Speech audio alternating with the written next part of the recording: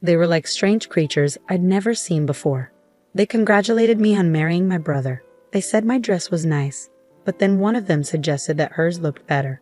I felt like saying that might hurt the bride's feelings. It was supposed to be the happiest day of my life. In the room where the bride was getting ready, I was surprised by my sister-in-law and mother-in-law.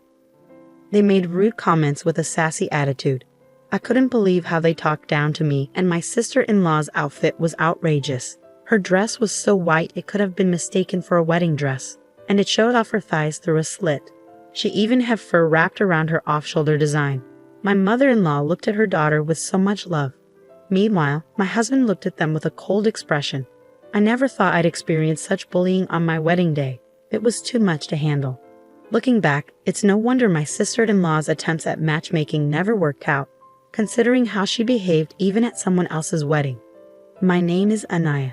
I was born in a coastal town and grew up in a normal family. When I went to a state university, I stayed with my grandma, who lived nearby. Living with her, someone who always cared for me, was my dream. Her cozy old house blended Western and ethnic styles, giving it a nostalgic feel that I adored. Even after finding a job, I chose to stay there, enjoying moments on the balcony, chatting with Grandma, and snacking on seasonal fruit. When Grandma got sick, I took over caring for the house, hoping she'd recover, but sadly that wish never came true. As Grandma's health declined, she moved to a facility in our hometown. I want to look after Grandma, I insisted, but she smiled and told me, "You've done more than enough. I want you, Anaya, to find happiness." After Grandma passed away, I married Jesse, who had always been there for me. Now we live in a house filled with memories of Grandma, but our peaceful newlywed life is often disrupted by two troublesome women. How did someone like you, with such an ordinary face and slim figure, end up marrying my brother?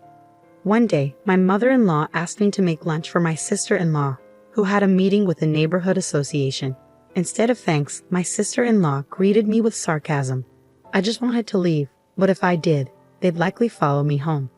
Satisfied with her own conclusion, sister-in-law said, "Ask your brother." Well, maybe you two are a good match since he's not that great either.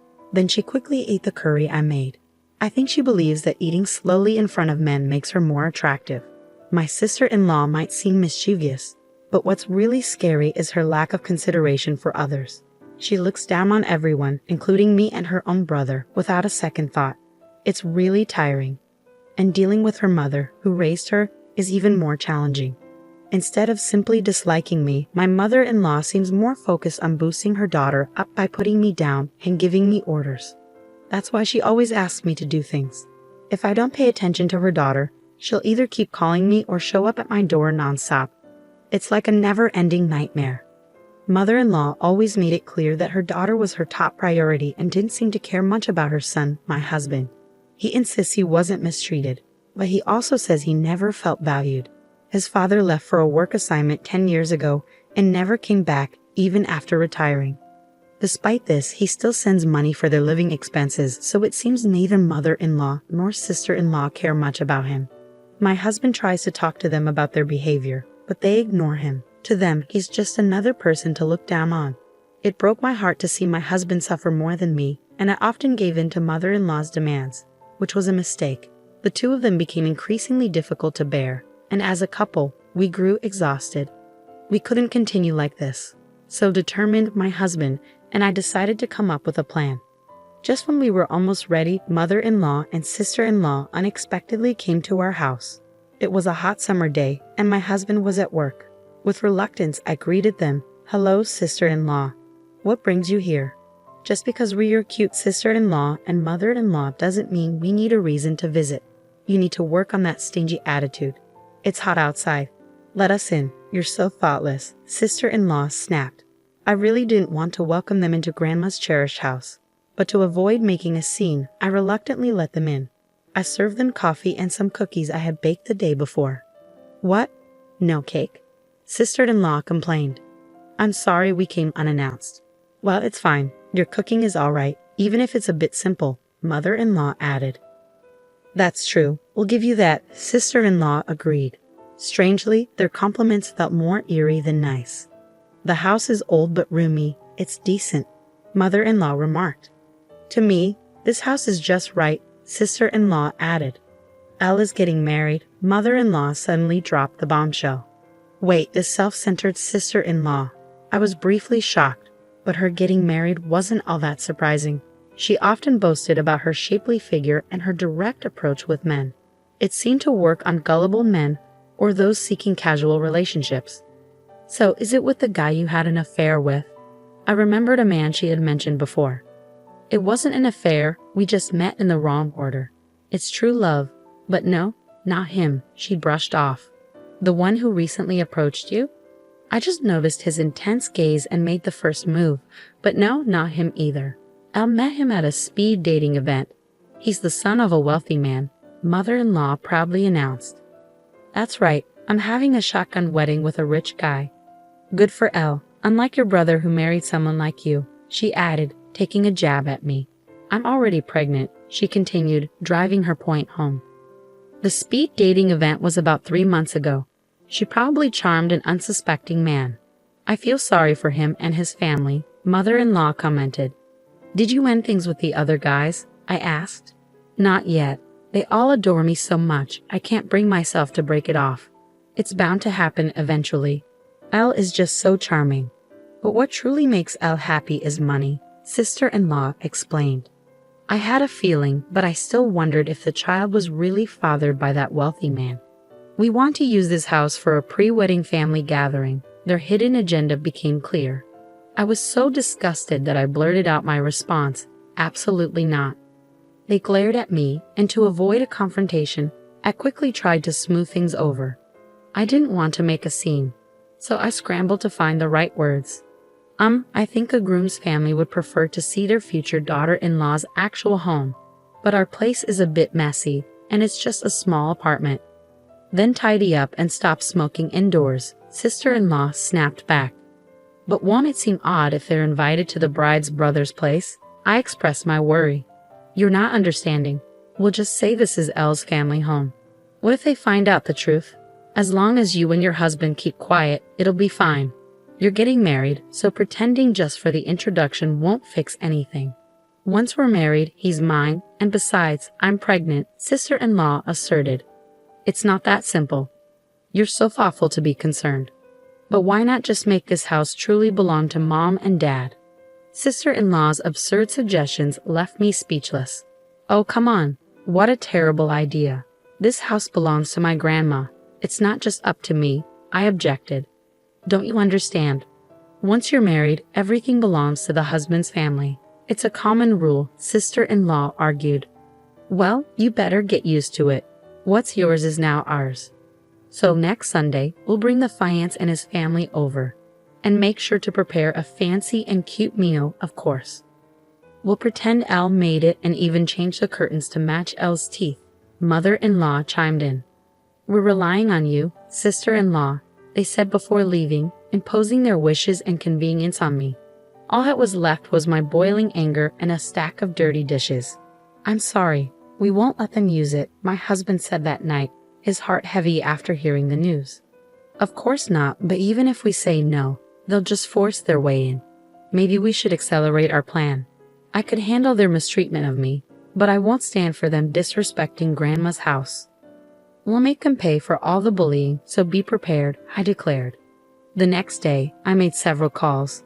Despite the sudden change of plans, everyone was understanding. I was truly thankful. Once everything was arranged, I called mother-in-law. Mother-in-law, I want to make sure Elle's wedding is perfect. Can we have a bit more time?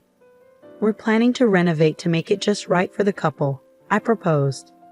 Anaya, I misjudged you. You're truly kind-hearted. But we need to get going with the wedding preparations, so please hurry, she replied. I understand. We'll be ready in 3 weeks. Why don't you start searching for a wedding venue? I suggested. You're very considerate. It's almost surprising. But yes, we'll leave the introduction to you and focus on the wedding, she agreed. Was this our first pleasant conversation and perhaps our last? Those two won't suspect a thing, and they won't set foot in this house until the day of the wedding. Okay, we're going to be really busy starting today, my husband said. We had a very close deadline.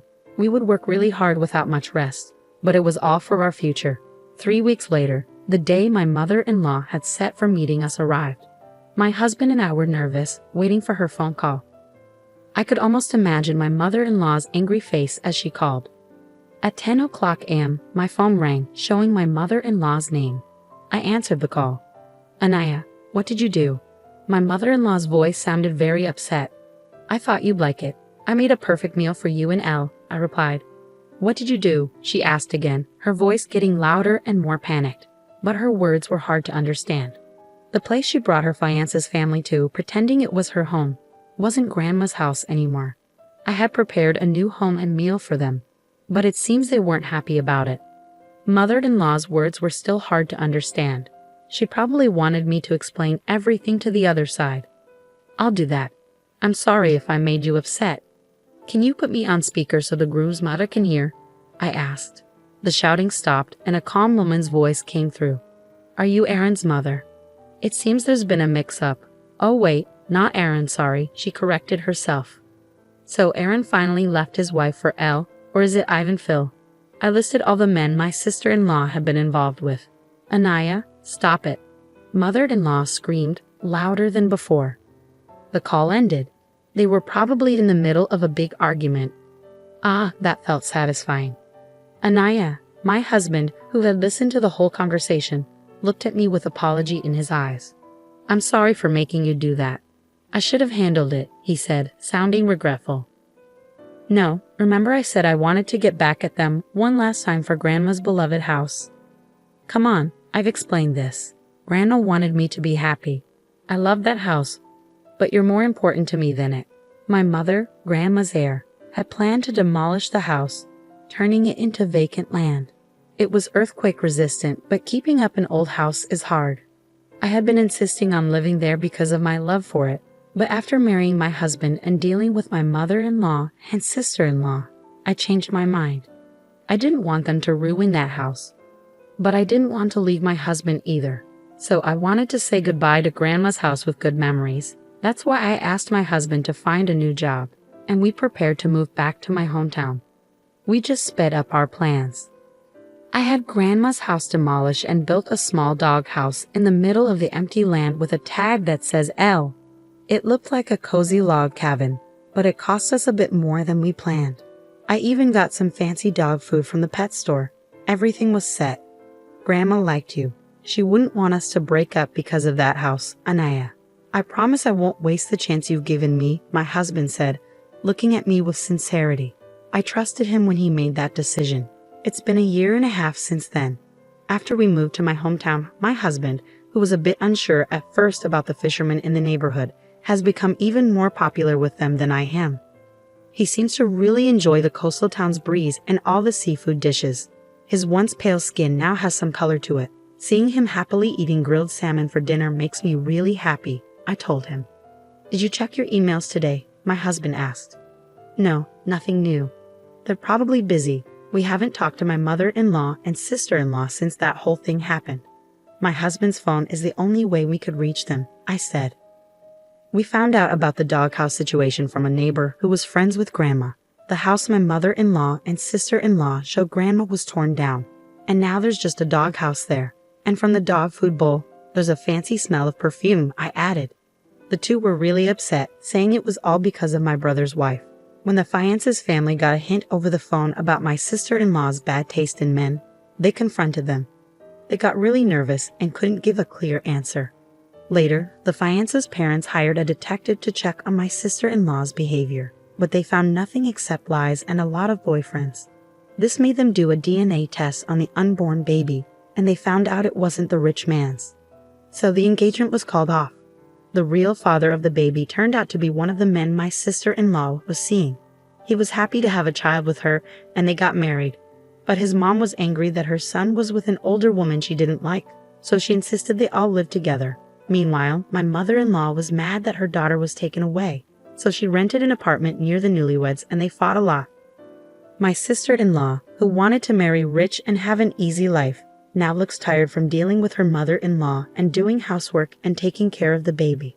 But the good part is, her husband really loves the baby, so they're managing on their own. My husband's phone rings. "Oh, it's an invitation for drinks from my father-in-law. Your dad really likes you," I mentioned. I like hearing his stories, and my mother-in-law always makes my favorite food. I see now that my own mom never cared to know what I liked. This is what having a family feels like, my husband whispered. Don't worry, you'll be the kind of parent who knows all their child's favorites, I comforted him.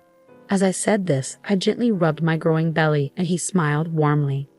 I feel like we can make that happen in this house, he said, looking at the caramel-colored beam on the ceiling. It's a special beam we kept from Grandma's house when we tore it down. We put it in our new home as a reminder of Grandma.